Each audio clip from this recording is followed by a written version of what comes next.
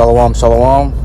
Call halal, YAHAWAH, BAHASHAM, Rakakadash. Double honors to the elders and apostles, a great millstone to teach them well. Peace and salutations be to the hopeful elect. I'm Brother Tazwam Gabar, coming at you with another lesson. I'm going to be doing this lesson on, it's going to be a quick lesson, a quick short one, because I was leaving the gym and I seen this scripture here, the book of 1 John, chapter 5, verse 14. All right, and I just want to do a quick lesson on that, break that down real quick because it was a beautiful scripture. So I thought I should bring it out, share it with you, Akim and Akwath. It's good for edification, and it's good for future reference. In case you need to pray for something in the future, you gotta know the scripture first. It's the book of 1 John, chapter 5, verse 14, and this is the confidence that we have in Him. All right, it's saying this is the confidence that we have in YAHAWASHI, and it's about to reveal to you the confidence that we have in YAHAWASHI. What is that confidence? It says that if we ask anything according to His will, that's the key part of this scripture. It says according to His will. Then it says He heareth us. What does that mean, man? What does that mean? All right, because you've heard you can ask anything in prayer, and it's going to be answered to you. But this one here says if we ask anything according to His will, He heareth us. All right. Now, what you praying for, it has to be according to YAHAWASHI's will. You can't be praying in the flesh. You can't be praying out of the spirit. All right. Scripture says there shall come a time where the true worshiper shall seek Him in truth and sincerity. And there's another one that says they shall worship Him in truth and in spirit. For YAHAWASHI is a spirit, and all that worship Him must worship Him in truth and in spirit. All right. So what does that mean, man? You gotta be worshiping Him according to the Rakakadash, according to the righteous things. Praying to Him, you got to be asking for things that is on your path. Okay, there's no way you can tell what's on your path, but the Lord knows. All right, the Lord knows what's good for you and what's not good for you. So you may be praying and may not receive answer to your prayer, or you may not receive what you asked for because it's not. The simple reason is because it's not according to YAHAWASHI's will. It has to be according to His will, man. All right. Now, let me go and grab this scripture here to edify a little more on that.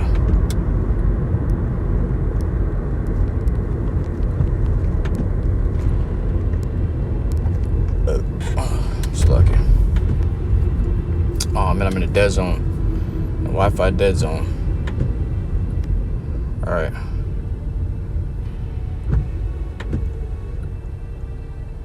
Matthew. See if I can just grab it out of the book. It was Matthew 26, book of Matthew, chapter 26, and verse. Because you got to understand, man, it must be according to the Lord's will in order for it to be answered. In order for Him to hear our prayers, it's got to be according to His will. If you ain't praying according to His will, according to how He bringing you up, hey, man, He ain't gonna hear it. All right, a man's goings are of the Lord. Okay, he gonna direct your path. He gonna tell you where you're gonna go and where you're not gonna go. You think it was you think Esau had asked to be the wicked before he was the wicked? No, it was the Lord's will that Esau be the wicked. All right. Now the spiritual demon Hashatan had asked to have inquired to have the rulership over Hashatan, for he's that character. He plays that character. All right, he asked to influence Esau. Okay, and the Lord said, "Go ahead." Okay, because it was according to the YAHAWASHI's will. That's why it was done. All right. Nevertheless, this is the book of Matthew, chapter 26, and verse 39. Let me start at 38. This is when YAHAWASHI was about to be sacrificed. He was about to sacrifice himself for the lives of Yahawah, all you men, children, and women of the that are the so-called Negroes, Latinos, and Native Americans, the 12 tribes of Yahawah. He sacrificed his life for you, for your sakes. All right. This is the book of Matthew, chapter 26 and verse 37. Salat, verse 38. Let me grab 38. Then saith he unto them, my soul is exceeding sorrowful, even unto death. Tarry ye here and watch with me. All right, Yahawashi was going through it, man. He was like, damn, I gotta be, he was like, man, I gotta be sacrificed. I'm about to die. I'm about to die. And he loved his brethren, man. He's like, I'm about to leave you, my brethren. All right. When you're in the flesh, you know, the flesh is a world. The flesh is of the world, man. So it clings to the world. All right. So Yahawashi, his flesh was clinging to his brethren because he loved his brethren very much. And it's not just his flesh, but his spirit also. His spirit knew what time it was, but his flesh said, dang, you know, I'm really going to miss these guys. Dang, I'm really about to leave these guys, man. I'm really about to leave my brethren, whom I love dearly. That's what Yahawashi's body was saying, man. And that's not a bad thing. Okay, that's not a bad thing. Because, that's righteousness, man. It says, then saith he unto them, my soul is exceeding sorrowful, even unto death. Tarry ye here and watch with me. All right, he was telling his apostles, or it says, or verse 37, and he took with him Peter and the two sons of Zebedee, and began to be sorrowful and very heavy. So Peter was there, and the two sons of Zebedee was there. All right, he was telling them, tarry ye here, meaning wait here and watch with me. All right. Just wait right here while I go pray, you know. It says, and he went a little further and fell on his face and prayed. And when you fall on your face, it's because you're exceedingly sorrowful, man. If you ever prayed and you really needed Yahawashi, there might have been a time where you just dropped to your face on the floor, and you were, the tears were pouring down your face, and you felt weak to your knees to where you could only stay on the floor, bow to the floor. There's been, I'm sure you brothers have experienced it, man. That's when your spirit is, your soul is heavy, exceeding sorrowful. All right, and you truly need the Lord, and you're truly seeking Yahawashi. All right, Yahawashi fell to his face, exceeding sorrowful. It says, and prayed, saying, O my Father, if it be possible, let this cup pass from me. He was saying, if it be possible, And then he goes on, watch and learn, watch and listen. It says, let this cup pass from me, meaning what? The fact that he had to sacrifice himself, man. All right, let this cup pass from me, because he wanted to. He didn't. His flesh was like, dang, I really do love my brethren, and his flesh was also, his flesh didn't want to go through that, man. He had to go through. Yahawashi had to go through the worst thing, the worst pain anybody else has ever endured, man. Okay, but that was his sacrifice. So he was like, if it be possible, let this cup pass from me. Meaning, if it be possible, let him not have to do this, go through with this. It says, nevertheless, not as I will, but as thou wilt. Okay, he's saying, not my will. It's nevertheless, not what I want, but what thou want. Now imagine you being in a FEMA camp or in prison, and you about to be executed.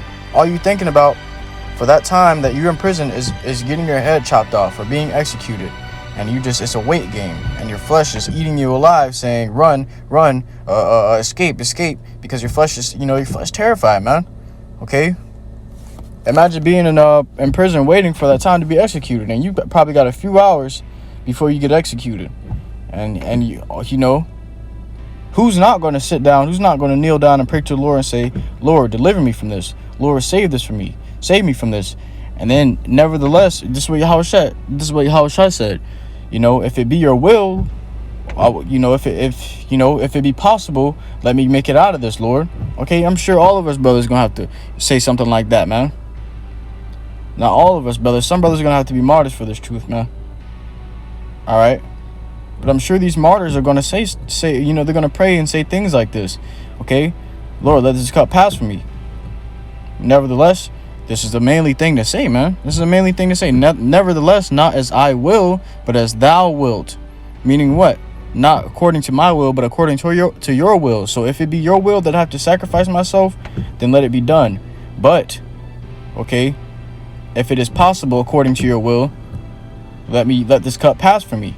If it is your will. If it is not, then so be it. Amen. Okay, that's what Yahawashi was saying. And who wouldn't say that before death, man? Who wouldn't? According to the flesh, who wouldn't say that? All right. The flesh, it runs from death. It tries to escape death, man. Constantly, day in and day out. It says, yeah, that was pretty much, yeah, that wasn't on that. Spirit indeed is willing, but the flesh is weak.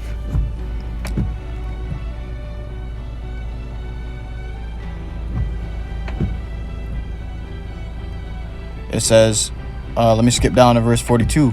It says, he went away again the second time and prayed, saying, O my Father, if this cup may not pass away from me, except I drink it, meaning except he has to go through this sacrifice, when he sacrificed himself, thy will be done. Okay? It says thy will be done, man. Because it's the Lord's will. You can't pray against the Lord's will. It's not going to work. It's not going to happen. Anything that you pray for has to be according to the Lord's will. All right? Jonas was trying to get out of the fact of being a prophet, man. He tried to get away from prophesying, but that wasn't the Lord's will. So the Lord got him swallowed up by a big fish and let him sit down there for 3 days, man. All right, he let him sit down in that big fish for 3 days. And when that fish spit him out after 3 days, he was ready to get up and do the Lord's will, man.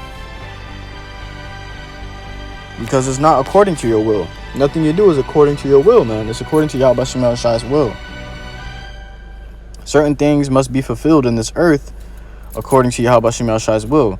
Now, the Lord's going to be using you brothers, a lot of you brothers, all of you brothers, servants of the Lord, to do his will, man. Whether it be delivering an elect man out of the FEMA camp, or whether it be, you never know what it could be, man. The Lord could use you for anything in these times we're coming into. Okay? You could be still alive today. You question why you're still alive. You're going to be questioning why you're still alive in those times, because the Lord not done working through you yet, man. All right? For that cause are we made living sacrifices, that the Lord may do his work through us, man. May accomplish his works in the earth through us. That's why we're made living sacrifices, man. Okay? Let me get back to that scripture. And then I'm going to close it out on that scripture just to edify on the point that's being made. 1 John 5:14. And this is the confidence that we have in him, that if we ask anything according to his will, he heareth us. So if it is according to Yahawashi's will, he will hear you. He will answer your prayer. Your prayers will be answered, man. All right. But if you're praying for something that's not according to his will, sorry, it's not going to get answered, man. Not everything you ask for is going to be according to Yahawashi's will. You got to remember, you in the flesh. Okay? And the flesh going to ask for things that is not necessary. All right? The flesh going to ask for things that isn't according to the Lord's will. The Spirit asks for things that is according to the Lord's will. You may pray for something and not get that prayer answered. All right? Oh, let me bring this out, man. It was when I first came into the, around the time I was first coming into the truth, and I was starting to get a little bit more serious in the truth. Because when I first came into the truth, I didn't take it seriously. But I started taking it seriously after I prayed for the Lord to put that spirit upon me, put a serious spirit upon me. Then that's when that same week, he sent me 3 terrifying, he sent me 3 dreams. And one of the dreams was exceedingly terrifying, man. That made me just get up out of bed and start praying and reading the scriptures every night. That was a very terrifying dream he sent me, man, and that made me more serious in his truth. And ever since then, I've been serious. Ever since then, I've been on my P's and Q's, man, in this truth. And I thank the Lord Yahawah for that, man. Call out Yahawah. All right. It's the Lord that gives the increase, man. But quick testimony is I was trying to summon up spiritual power when I first came into the truth, man. And I'm sure we all tried it. I'm sure we all, took a little jab at it. But I was in the shower and I was saying, I got faith, you know. And what happened, where I slipped up is I let pride get the best of me. I said, yeah, I can do this. Yeah, I can do that because I have faith that I can do it. You know what I'm saying? So I'm in the shower and I'm looking at this this razor that's sticking to the wall. The shaving razor that's sticking to the wall. And I was like, I was basically, you know, commanding the razor to move from its place from that wall to the other side of the wall. I said, and then, you know, the same, it was crazy because I tried to do it in the name of YAHAWASHI. I was in the name of YAHAWASHI. Move yourself from here to there. Then I was like, it didn't move. So I was like, all right, watch, it's gonna move. It's gonna move. I'm gonna leave. I'm probably gonna leave and come back, and it's gonna be on the other side of the wall. You know?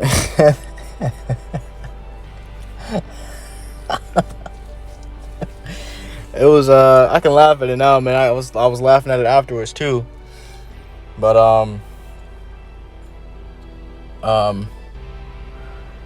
after that I felt really sick.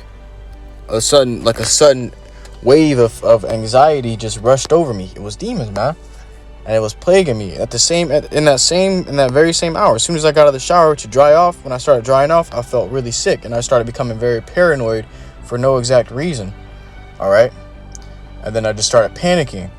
And I'm like, what's happening to me? What's happening to me? I forgot all about the razor. Okay, forgot all about the razor, how I pridefully boasted saying that I could do this because I have faith that I could do this. You know what I'm saying? I forgot all about it.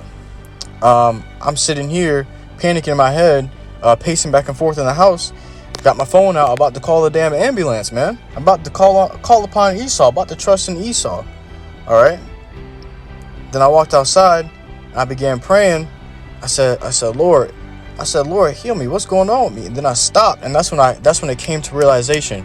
That's when I came to realization. I said, wow, damn, I really did not have the faith to do that. You know? Why did I pridefully boast in saying that I can do that when, you know, the Lord showed me. The Lord said, okay, you think you got faith? Let's see if you have faith. All right, and he put a little demon on me to test my faith. I wanted to move that razor, but you know, you gotta prove that you got faith first. All right, he put that demon on me to test my faith, and then the first thing I did was sat down and about to dial up Esau. Right before I could dial up Esau, I stopped, went outside, prayed, and that's when the Lord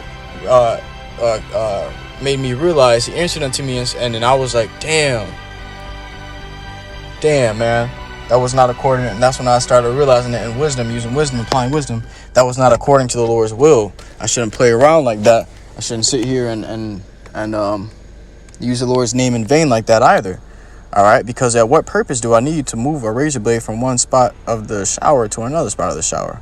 All right, when spiritual power comes, it's gonna come in a time of seriousness when you really need it.